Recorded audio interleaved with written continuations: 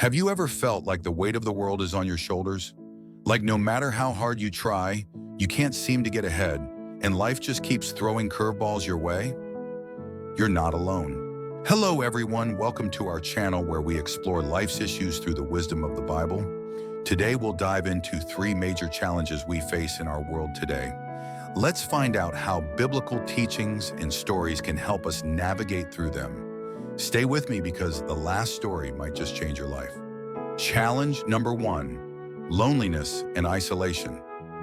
Have you ever felt completely alone, even in a crowd?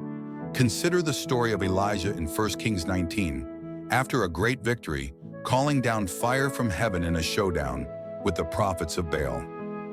But what happened next? Queen Jezebel threatened his life, and suddenly Elijah fled into the wilderness, fearing for his life and feeling utterly alone. He even prayed to God, asking to die, saying, "I have had enough, Lord." He felt alone, like there was no hope. But here's where the story shifts. Instead of rebuking Elijah, God sent an angel to feed him. Then God led him to a quiet place where he spoke, not in a mighty wind, not in an earthquake, but in a still, small voice. God reminded Elijah that he was still in control. Elijah found strength and purpose again. Lesson: Elijah's story reminds us that even when we feel isolated, we are never truly alone. God is always with us, providing us with strength and guidance. Philippians 4:6-7 reminds us to bring our worries to God, and He will give us peace. Instead of letting anxiety control your life, take a moment today to pray and ask God to show you His plan. You are not alone. Let's also remember to reach out to others and lean on our faith during tough times. Challenge number 2. Let's explore financial struggles. Imagine this: you check your bank account and there's barely anything left. Bills are piling up and you don't know how you're going to make it through the next month. Every day feels like a battle to survive. There was a woman in the Bible who knew this struggle all too well.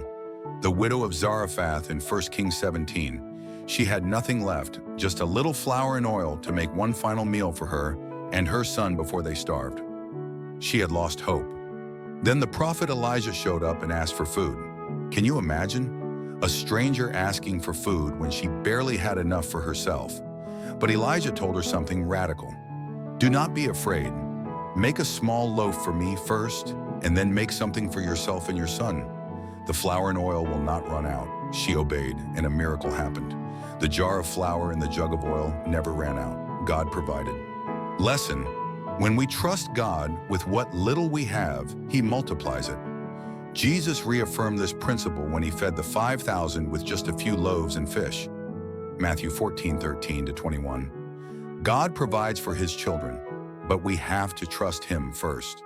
If you're facing financial struggles, trust God with what you have. Be generous even in hard times and watch how He provides. Take a step of faith today, whether it's through giving, working hard, or trusting God to open doors. Challenge number 3, let's talk about betrayal and hurt. Have you ever been betrayed by someone close to you? Maybe a friend, a family member, or even a spouse. That kind of pain cuts deep. It makes you question everything. Joseph knew this pain well. In Genesis 37, his own brothers sold him into slavery out of jealousy. Imagine being betrayed by the very people who are supposed to protect you. He was thrown into prison for a crime he didn't commit and forgotten for years. It seemed like his life was ruined. But God wasn't finished. Joseph remained faithful, and in time, he was elevated to a position of power in Egypt. When famine struck, his brothers unknowingly came to him for help. Instead of seeking revenge, Joseph forgave them. He told them, "You intended to harm me, but God intended it for good." Genesis 50:20. Lesson: betrayal hurts, but God can use even our deepest wounds for His purpose. Forgiveness is not about excusing what someone did. It's about freeing yourself from bitterness.